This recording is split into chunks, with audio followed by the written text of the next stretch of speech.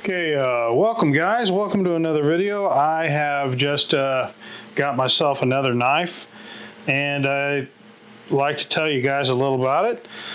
This is a brand new knife that just came out, so I have not really used this a whole lot, but since it was brand spanking new, fresh out of the chute, and some videos are going to start dropping on this thing, I thought that I would take advantage and go ahead and drop my video as well. I will be, coming from a little bit more use than most of the videos that you're going to see, though. I did carry this at work for 3 days, and I did use it quite a bit at work. And let's go ahead and get to it, because this video is going to have quite a bit of stuff in it. This here's the sheath, and we'll go over the sheath in just a minute. But here's the blade right here, and kind of an interesting blade shape, kind of a a boomerang extreme drop point. It comes down, and it's an extreme drop, all belly. Kind of an interesting blade shape. Sharpening choil right here is away from the plunge grind for those interested in how this will sharpen. It's a full flat grind. It's pretty thin behind the edge. We'll measure that when we do the measurements. I'll measure the edge for you, but I can tell you that it's really thin. It's probably going to be under 20 thousandths is my guess. The blade steel is 154 cm. The weight is 3.8 ounces, and let's see what the length is. And the reason why we need to measure this is because the information on the website seems to be all kinds of wrong. So I'll measure it myself, and we'll kind of see what I get as opposed to what other people get, and go from there. I'm going to measure it from here to here. So that's just over 3.5. No, just under 3.5, I should say. Just under 3.5 is what I'm getting there. If you measure to here, you've got just under 4.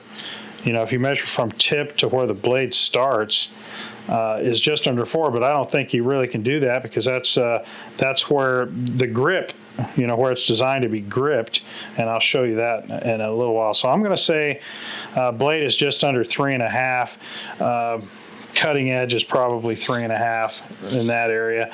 Handle is 4 inches, but it's actually bigger than that because of the way it's designed to be held. So I'm going to say that the handle is probably somewhere in the 4 3/4 range, and tip to tail just a smidge under 8 inches. So that's what we got there. As far as measurements go, we'll get blade thickness. Get these out of the way. Some of you guys might want to know this. Yeah, see, that's a pretty thin blade right there, 117 thousandths.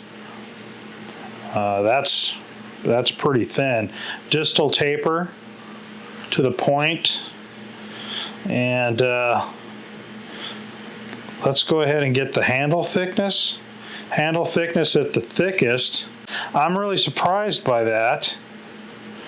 Right here we got 450, so it definitely tapers towards the rear. But I'm surprised by this measurement right here. It feels in the hand definitely narrower than that. I was some of the things that I while using this knife that came to mind was how thin it was, and how I wished it was a little bit more hand filling. But based on the measurements, there must be something else going on that I'm feeling. I think most of your grip is up here towards the front, and I think that might be why it feels so thin. You don't really grab it like this. I mean, you can grab it like this, but it's not it's not generally where you would hold this. You know, your grip is going to be more like this. You know, you're going to be choked up on it. You got jimping all the way up here. This jimping is not very aggressive at all. I mean, I'm a fan of jimping. You hear so many YouTube reviewers tell you how they don't like jimping, and I like jimping. And this is perfect jimping right here as well. So I believe that the knife is meant to be held like this, or in a pinch grip. It's very comfortable, you know, like this in a pinch grip, that kind of thing. But let's get that behind the edge measurement. And I'm going to have to take it off camera, just get this, because my eyes are just not what they used to be. As a matter of fact, I'm going to have to set my glasses down there for a second in order to get this for you.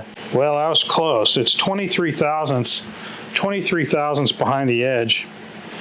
I thought it was going to be right around 20 thousandths. That's what it felt like. And it looks like I was kind of right there. So that's what we got. That's what it looks like. This is, if I remember correctly, I got this for right around 60 bucks. I think that is a really, really good price for this knife. While I was using it at work, hard using it at work, I liked it. It worked really well. I had to really bear down on it, you know, a couple of times to get through some of those really thick shipping boxes that servers come in. And I had to really bear down on it, and at no time did it, you know, did I feel uncomfortable. It's just, for me, I guess it's kind of an unusual grip. You know, it's, I don't know, there's something about it that's just not normal. I don't know if it's this like, this like horseshoe, you know, kind of kukri type handle and shape, you know, with the extreme drop point. That's one of the reasons I bought it, was the extreme drop point. I feel for me that the extreme drop points, Warncliffes, sheep's foots, those types of knives are the ones that work the best for me. Here's the name of the knife right there. They got the name of the knife right there, Baby, which is kind of a stupid name if you ask me. I don't know what that's all about, what that means. And designed by AZO, it's serial numbered right there, which is interesting. Kizer's really making some good stuff, man. They're really doing some good stuff. Now let's take a look at the sheath real quick. Sheath is really thin. I like the sheath a lot, because my preferred way to carry these is either front pocket, and that's how I do my cordage. I'll make a knot for placing this in my back pocket. So like I'll make a knot here for it being a little shorter for my back pocket, or a little longer like it is now. I wore this in my front pocket. You know, I make this knot so it's a little bit longer for my front pocket, and that's how I like to carry it. It did come with this clamp right here, and it was basically attached like this. And this, I loosened this up so you could kind of see how this works. It's got a slot in the back. You loosen this, and you can rotate it, you know, scout carry, appendix carry, on your side, you know, whatever you want. A lot of different choices here. The only problem with this is how long it is. See, by the time you attach it like this knife is sitting really low. You know, by the time, let's say you put these in these two screw holes like that, by the time you attach it like that, this knife sits way low. So when you sit down, you know, this thing is just jabbing you in the, you know, in the leg or whatever. Not comfortable. And then when it's attached like this and it's on your side, you know, it kind of sits, you know, off the sheath like this, and just not good.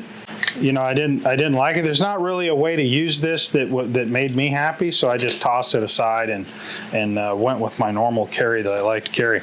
All right, so let's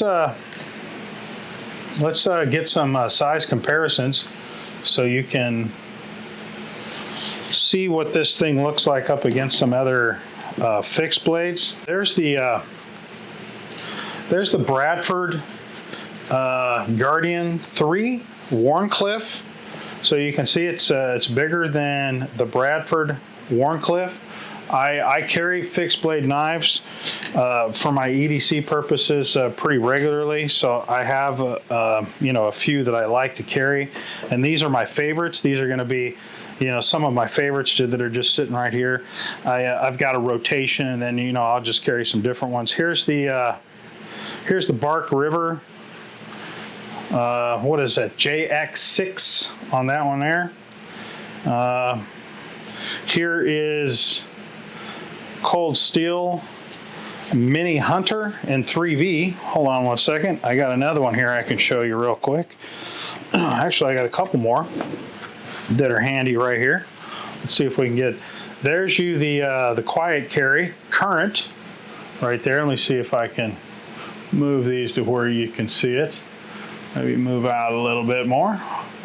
Okay, and then one more maybe right there. There's the Lion Steel M4 right there. So there's you some fixed blade comparisons right there. You can see that it's of the larger of these knives, it's let's move the Bradford here, move this one down here. You can see that it's M4. It's Lion Steel M4-ish size. See what I'm saying right here? But way lighter. I mean, this is way lighter and slimmer, more easy to carry if you count the way the sheath fits and everything. This one, much heavier, thicker, heavier duty. So this is a very slim, thin knife. And since I haven't really used it a lot, I don't really like to do knife reviews that I haven't used. I have to make about a gallon of salsa today. And I thought, what better way to test this knife? It'll really give me a lot of indication of whether or not I'm going to like it or not. It's going to probably take me at least a couple hours, solid, nonstop. Going back to the sheath, I just thought of this just now, so I wanted to mention it. The sheath is a little tight. It's actually so tight that it's putting black marks on the edge of the jade here. So that's something to notice. Hopefully this will loosen up, but when it goes in,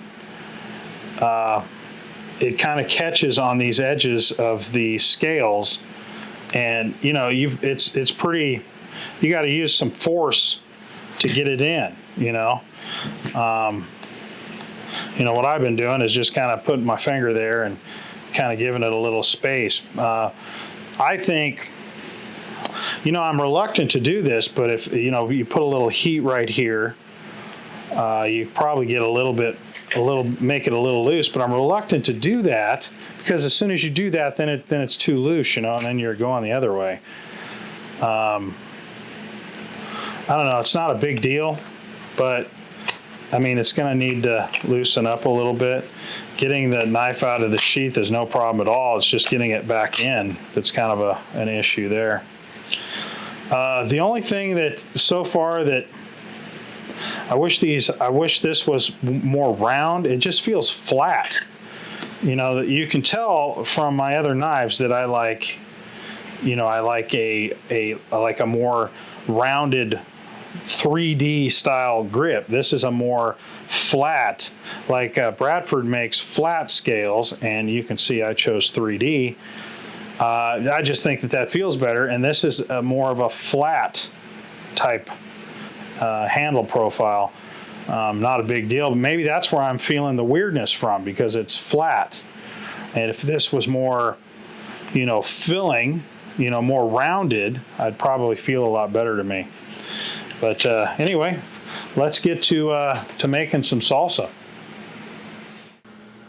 All right, guys. Let's see. Let's start with some tomatoes. Ooh, goodness. That does all right. Okay. And I make my my salsa just so you guys know. old school. I used to use a food processor, and my grandmother set me straight, taught me the importance of doing everything like we're supposed to. You know, sometimes the easiest way is not the best way. So I used to use a food processor, and I would just murder these tomatoes, no problem. But I'm cutting them nice and easy right now until I get used to this blade. Every new knife has got a personality, I suppose, all its own, and we're not looking to take out a finger today, so we won't. It slices really well, I can tell you that much. It's doing a really good job. It's comfortable for this type of work, and I kind of expected that it would be, that this is where this knife would excel, would be at this. This was my personal opinion, where we would see this knife really come into its own. As an EDC knife, you know, it wasn't my favorite. It got the job done. Is it my favorite knife? You know, under $75? As far as I can think right now off the top of my head, it is. I think for, you know, budget knives that I've tried. Okay, time to cut some peppers now.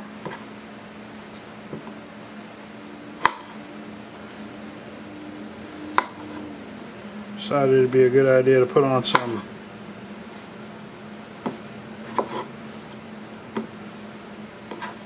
gloves. I like the ability to kind of rock it through what you're cutting. That's come in handy.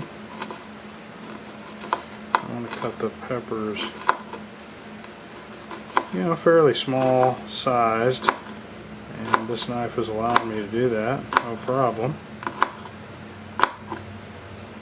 You know, it took me about an hour, a good solid hour, to cut all these tomatoes.